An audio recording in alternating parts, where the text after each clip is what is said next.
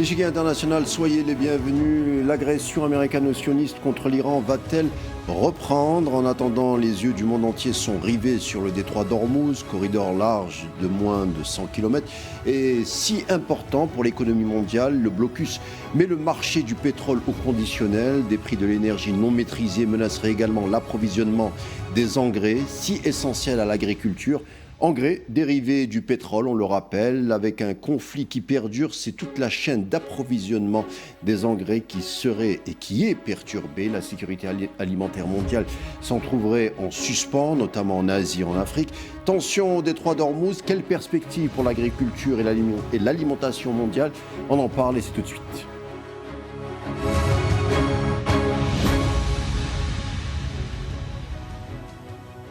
En effet, en fixant le détroit d'Ormuz et son blocage, on évoque bien souvent le prix de l'énergie, comme le pétrole, sauf que des répercussions pourraient s'inviter en amont des champs agricoles du monde entier, comme on va le voir avec Jérémy Daigneul. Bonsoir. Bonsoir. Docteur en géopolitique, directeur du think tank Agriculture et Stratégie. Encore une fois, bienvenue. Merci beaucoup pour votre invitation. Alors Jérémy Daigneul, avant la guerre, 30% des engrais exportés dans le monde passaient par le détroit d'Ormuz et 20% du gaz liquéfié pour fabriquer ce genre d'engrais. 2 millions d'engrais ont été retirés du marché mondial à cause du double blocage américain et iranien. L'ONU, la Banque mondiale, l'Organisation du commerce tirent la sonnette d'alarme. Est-ce que vous partagez cette inquiétude, à savoir le manque d'engrais qui pourrait avoir des répercussions sur l'agriculture mondiale, tout simplement? Alors oui, alors vous l'avez bien rappelé, le détroit d'Ormuz voit passer avant le conflit environ 30-35% de l'urée principalement exportée dans le monde, l'urée étant l'engrais azoté le plus utilisé dans l'agriculture. Et c'est le moment de rappeler quand même que l'agriculture moderne, que ce soit dans les pays du Nord ou dans les pays du Sud, s'est fondée sur un système de conversion d'énergie dans lequel vous avez du gaz qui va devenir de l'ammonitrate, qui devient lui-même notamment de l'urée, des engrais azotés, et qui sont vraiment à la base du fonctionnement de l'agriculture moderne, et notamment de la céréaliculture, puisque blé, maïs, riz sont parmi les céréales les plus dépendantes en engrais azotés. Et depuis le début du conflit, donc depuis fin février, depuis que le détroit a été bloqué, les prix de l'urée ont totalement explosé sur les marchés mondiaux, ce qui va pouvoir poser des problèmes en fonction de la durée du conflit, en fait. Alors, je livre ces données: entre 25 et 30% des engrais azotés mondiaux transitent par le détroit d'Ormuz, qui est quasiment fermé. Moins d'azote réduit directement les récoltes et la qualité du blé. Est-ce que la production du blé, par exemple, est-ce qu'elle est menacée pour l'année qui vient, c'est-à-dire 2027? Alors, cette année, les stocks de blé mondiaux sont assez élevés, ce qui fait qu'en ce moment, on a des prix qui sont relativement baissiers sur les marchés mondiaux. Je parle vraiment des derniers mois, on est en dessous de 200 euros la tonne de blé, ce qui est vraiment largement en dessous des prix qu'on a pu connaître en 2022, 2023, etc. Donc pour le moment, les stocks sont pleins. Donc le problème, il n'est pas vraiment immédiat. En tout cas pour l'agriculture mondiale, il va être assez différé en réalité, puisque les besoins en engrais vont se faire au moment du printemps, c'est-à-dire en ce moment. Les pays qui n'avaient pas vraiment de stock d'engrais vont devoir en acheter sur les marchés mondiaux et ça va poser problème. Et concernant le blé, on pourrait s'attendre à des baisses de rendement dès cette année, mais surtout qui se répercuteront l'année prochaine, puisque les problèmes économiques que vont subir les agriculteurs dès cette année vont vraiment se répercuter dans les stratégies d'assolement de l'année prochaine. Est-ce qu'on va replanter du blé alors même qu'on a perdu beaucoup d'argent l'année précédente, etc. Ce sont des problèmes auxquels les agriculteurs devront répondre, notamment dans les pays du Nord qui exportent beaucoup de blé. 35% des exportations durées, l'engrais azoté, vous l'avez dit, la plus utilisée de la planète, alors actuellement bloquée. Le Qatar qui abrite à Ras Laffan, la plus grande usine du monde sur un site qui est unique, hein, actuellement totalement paralysé. L'Arabie Saoudite, les Émirats Arabes Unis, l'Iran, qui sont inscrits à la même enseigne, qui subissent le même sort. La question qu'on se pose au sujet de ces engrais, est-ce que comme le pétrole, n'existe-t-il pas des espèces de réserves stratégiques d'engrais pour répondre à de telles situations? Alors c'est une très bonne question, hein, celle des stocks stratégiques. Effectivement, pour le pétrole, vous l'avez bien dit, de nombreux pays ont réalisé de manière assez différentes, hein, selon les pays, selon les systèmes politiques, des réserves stratégiques depuis les trois chocs pétroliers qu'on a connus, donc choc pétrolier de 73, celui de 79, puis celui de 2008. Les pays se sont préparés à cela en ayant souvent des stocks stratégiques qui vont pouvoir gérer la consommation du pays sur plusieurs mois. Pour les engrais, c'est beaucoup plus délicat. On a tous en tête, je pense, en 2023, l'explosion dans le port de Beyrouth au Liban de réserves d'engrais. Donc faut rappeler que le stockage d'engrais peut être dangereux. Il est donc très coûteux. Il demande beaucoup de sécurité et tout le monde ne peut pas se le permettre.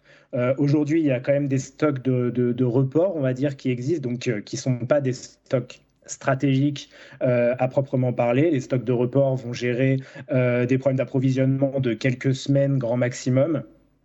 Mais des stocks stratégiques, c'est beaucoup plus délicat. Alors, on a des pays qui ont annoncé quand même disposer de stocks stratégiques, notamment la Thaïlande, qui auraient des stocks d'engrais jusqu'au mois d'août, et ce qui protégerait donc leurs agriculteurs relativement sur le printemps à venir pour la récolte de riz.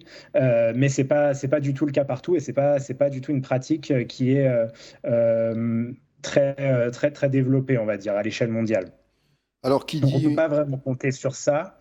Excusez-moi, je je vous en rebondis prie, sur est-ce qu'il y aurait d'autres fournisseurs possibles d'engrais. on va en parler. Euh, Ça va être compliqué puisque la Russie a mis des restrictions à l'exportation dans le cadre de la guerre en Ukraine. La Chine en a également.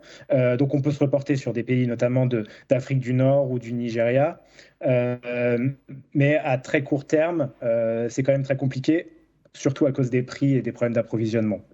Alors, qui dit une crise des engrais dit obligatoirement une envolée des prix et des produits agricoles. Les experts, eux, anticipent une hausse de 15 à 30% de ces produits agricoles dans les 6 à 9 mois à venir, même en cas de réouverture rapide du détroit d'Ormuz. On sait que des usines d'engrais ont déjà fermé en Asie, en Inde, en Malaisie, au Bangladesh, faute de gaz naturel. Le programme alimentaire mondial parle de plus de 40 millions de personnes qui pourraient être confrontées à la famine. On le voit, hein, la crise du détroit d'Ormuz a des conséquences directes, comme la famine avec ces chiffres. C'est une réalité. Alors, c'est pas en état de famine, ces 45 millions de personnes, c'est en état d'insécurité alimentaire aiguë, qui est un stade encore en dessous de celui de la famine, mais effectivement, ça touche vraiment principalement les pays du Sud de manière très frontale. Vous avez cité, et vous avez bien fait de le faire, ces usines d'engrais, notamment en Inde, qui ont dû réduire très largement leur production, voire même se mettre à l'arrêt parce qu'il n'y avait plus le gaz qui venait, qui est donc l'intrant principal pour réaliser des engrais, et les importations d'engrais elles-mêmes qui sont bloquées. Vous avez beaucoup de problèmes également en Afrique subsaharienne. Et je vais citer le cas de l'Afrique de l'Est, donc la Corne de l'Afrique, qui est déjà une zone extrêmement vulnérable, hein, à l'insécurité alimentaire, une zone où on a des États faillis, comme c'est le cas de la Somalie, une zone où on a des guerres civiles qui sont meurtrières, comme c'est le cas au Soudan. Donc on est déjà dans une situation assez explosive, très vulnérable, et cette région particulièrement d'Afrique est très dépendante des importations d'engrais provenant du Moyen-Orient. Donc le problème pour les agriculteurs dans cette région-là, ça va être de voir les rendements qui vont très largement baisser, ce qui va poser problème évidemment pour la sécurité alimentaire de toute la région probablement. Après, les effets, comme je l'ai dit, seront probablement assez différés dans le temps. Ça dépendra vraiment de la durée du conflit.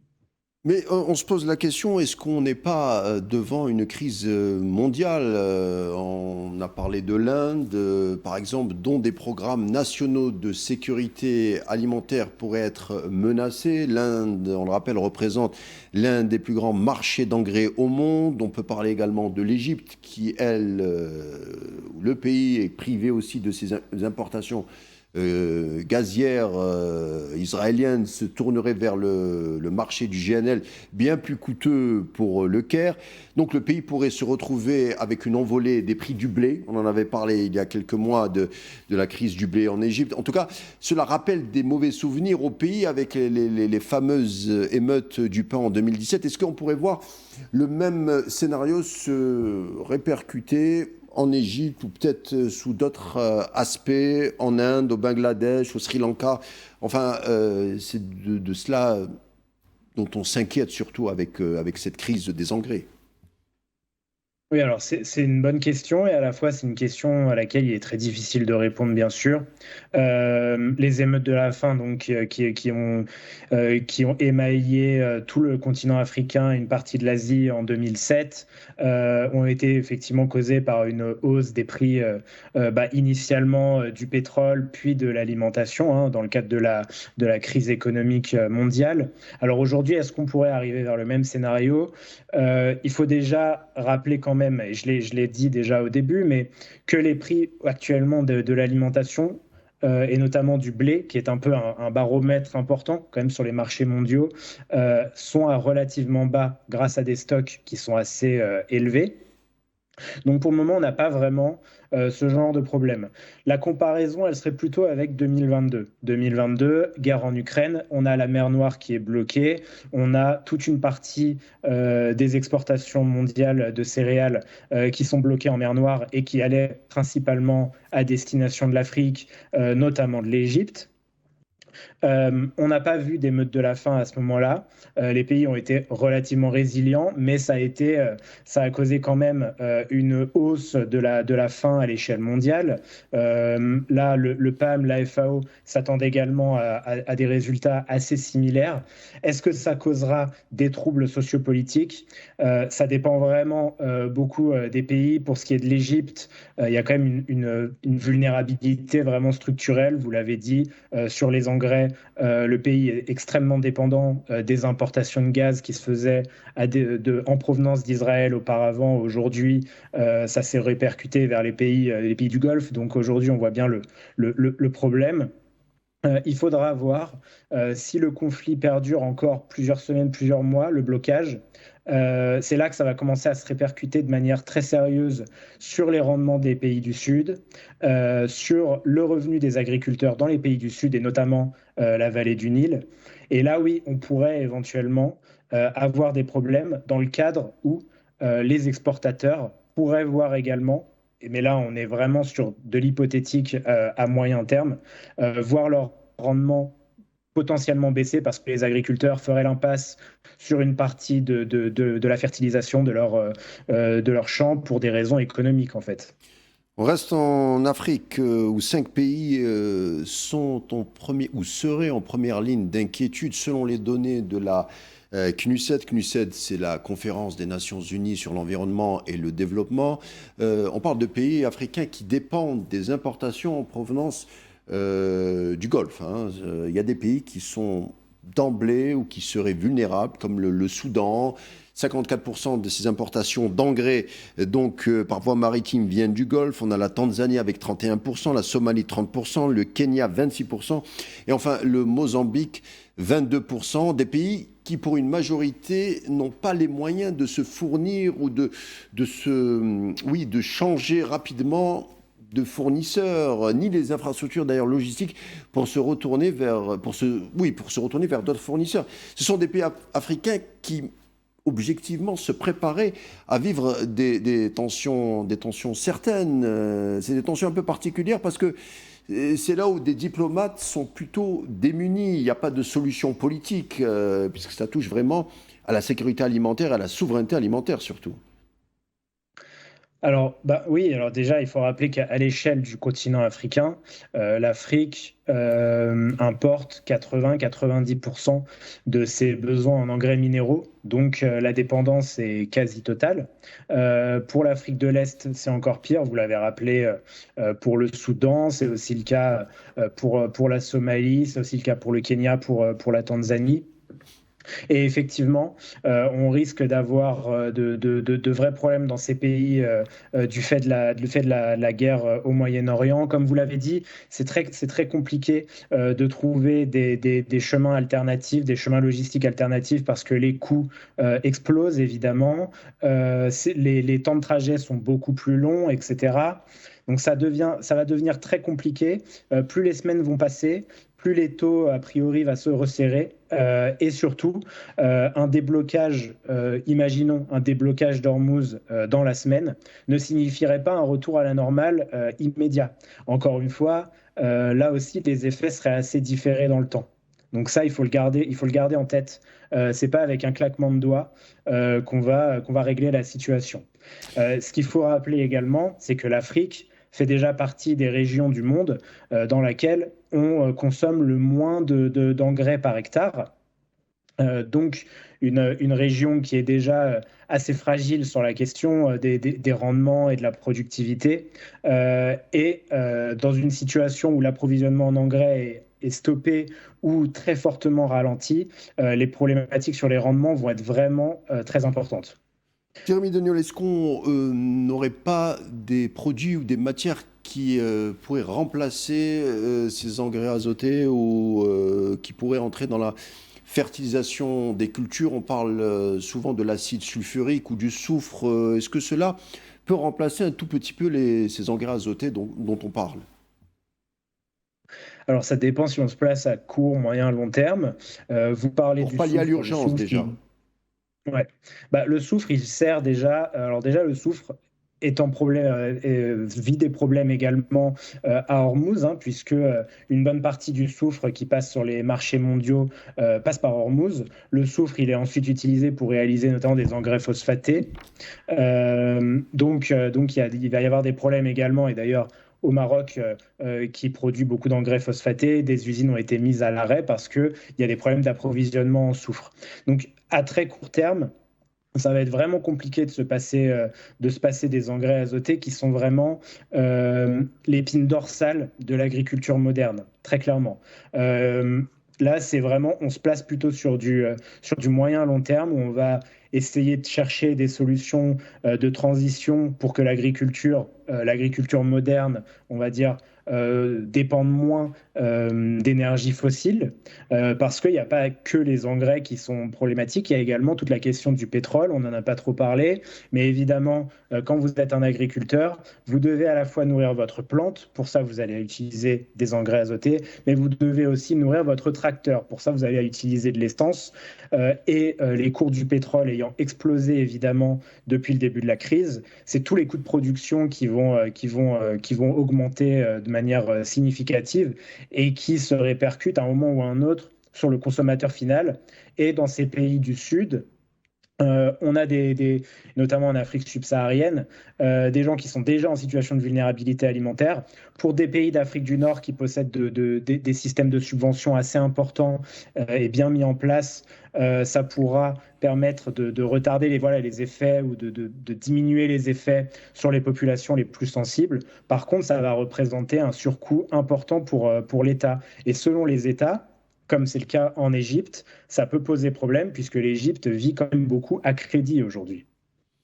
Alors on parlait de ces peut-être produits oui, de rechange hein, pour ces engrais azotés. On a parlé de l'acide sulfurique. On s'est un peu arrêté sur le soufre. Je voulais insister sur le soufre parce que l'Algérie et ses hydrocarbures génèrent mécaniquement du soufre. Sa position, la position géographique de l'Algérie lui permettrait d'exporter vers l'Europe, l'Afrique de l'Ouest et le bassin méditerranéen, sans passer justement par les zones de tension comme le détroit d'Ormuz. Il faudrait juste valoriser ce soufre.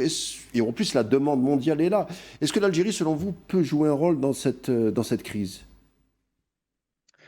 Ben, comme c'était le cas en 2022, finalement, l'Algérie a joué un rôle pour l'Europe, particulièrement, qui a dû se passer des hydrocarbures russes. Donc oui, évidemment, à court terme, à court moyen terme, l'Algérie peut jouer un rôle important. Quand même, je mets l'accent sur le long terme, sur le fait que il faudrait pas que ça puisse approfondir, on va dire, cet effet d'économie de rente qu'on connaît en Algérie malheureusement. Mais à court moyen terme, c'est une solution, effectivement, c'est une des solutions possibles. Quels sont les acteurs qui pourraient aussi se démarquer? Parce qu'on voit, hein, c'est une redistribution un peu des cartes. On parle d'une crise, mais d'autres parleraient d'une redistribution des cartes par rapport à ces engrais azotés. Vous en avez parlé un tout petit peu. Est-ce que on pourrait voir se déterminer des grands pays qui viendraient pallier justement à ces manquements, en tout cas à cette vulnérabilité de cette chaîne d'approvisionnement des engrais dont dépend une majorité, en tout cas un tiers, au niveau du détroit d'Ormuz.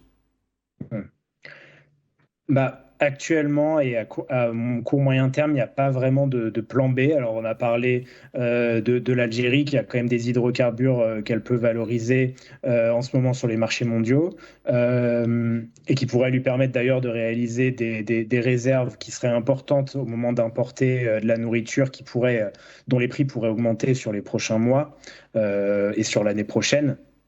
Mais il n'y a pas vraiment beaucoup de plan B. Aujourd'hui, on a la Russie qui va peser une quinzaine de pourcents des exportations d'azote dans le monde. Mais comme je vous l'ai dit, elle protège son marché intérieur de cette hausse sur les marchés, des prix sur les marchés internationaux en limitant très fortement ses exportations. La Chine, qui est un des grands exportateurs durés également, a mis également en place des solutions pour réduire ses exportations et protéger son marché intérieur et ses agriculteurs. Donc aujourd'hui, on voit qu'il y a quand même un protectionnisme qui se met en place et qui va rendre vraiment compliqué le fait de trouver des plans B à moyen terme. Vraiment, à court terme, c'est assez compliqué. Et c'est pour ça que je mets vraiment l'accent sur la durée du conflit. Plus le conflit va durer, plus potentiellement on pourrait éventuellement trouver voilà, des solutions un peu intermédiaires, notamment un usage plus raisonné des fertilisants dans certaines agricultures, notamment un recours plus important à de la fertilisation organique, mais on n'est pas sur les mêmes niveaux de rendement que la fertilisation azotée. Une autre solution, ça peut être de changer les cultures qu'on va mettre en place. Je l'ai dit au début, blé, maïs, riz, qui sont les trois principales céréales à l'échelle mondiale et qui assurent 40% de l'apport calorique mondial, sont des céréales qui sont très demandeuses en azote, qui demandent beaucoup d'engrais azotés. À côté de ça, et notamment en Afrique, on a des plantes endémiques qui demandent beaucoup moins d'apport en azote, notamment les légumineuses, etc. Ça demande évidemment un rééquilibrage, on va dire, des régimes alimentaires, et ça, c'est toujours très compliqué, surtout quand on est dans l'urgence. Je ne vois pas comment c'est possible de changer un régime alimentaire dans l'urgence, mais on a ces leviers qui existent quand même.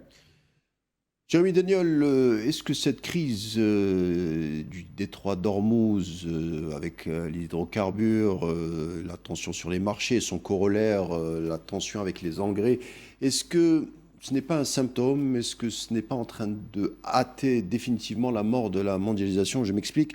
D'ailleurs, comme l'avait acté un peu la guerre en Ukraine, nous assistons peut-être à la fin de l'ère de la fluidité des ressources promue par la libéralisation de ces mêmes ressources.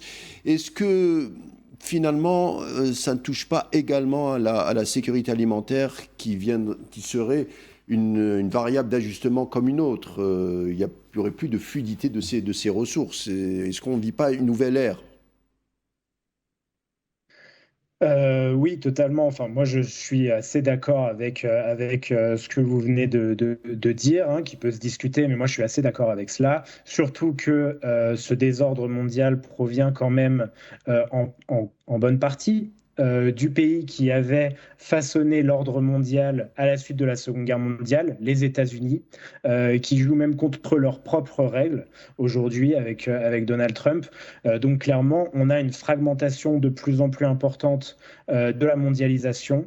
On a des routes secondaires qui se sont mises en place. On l'a vu avec les routes de la soie chinoises qui essayent de créer une sorte de contre-mondialisation par rapport à la mondialisation promue par les États-Unis, l'OMC, etc. Effectivement, depuis 2022, on a vraiment une accélération, on va dire, de l'histoire sur ce point-là, où vraiment on a l'impression que depuis la Seconde Guerre mondiale, on avait au niveau global, on n'a jamais été épargné par les guerres, bien évidemment, mais on avait au niveau mondial une sorte que je dirais, de paix carbone centrée sur le fait qu'on est tous dépendants de la même ressource au final. Toute l'économie mondiale repose sur cette ressource, ce sont les énergies fossiles, le pétrole, le gaz. Et aujourd'hui, on est en train de se diriger vers plutôt une guerre du carbone, puisque de plus en plus ces ressources sont en fait une sorte une grande ligne de front. On le voit ici, l'Iran, hein, qui met en place une stratégie de défense asymétrique par rapport aux États-Unis en mettant totalement Très bien. l'économie mondiale en otage. Merci Euh, beaucoup, Jérémy. du fait de l'agression américaine. Merci, Jérémy Daniol, docteur en géopolitique, directeur du think tank Agriculture Stratégie. Merci pour vos éléments de réponse et vos explications. Je vous dis à bientôt. Merci à vous. Bonne soirée. L'échiquier international arrive à sa fin. Merci de nous avoir prêté attention. Je vous laisse avec la suite des programmes sur Allemagne 4 News et on se retrouve demain. D'ici là, portez-vous.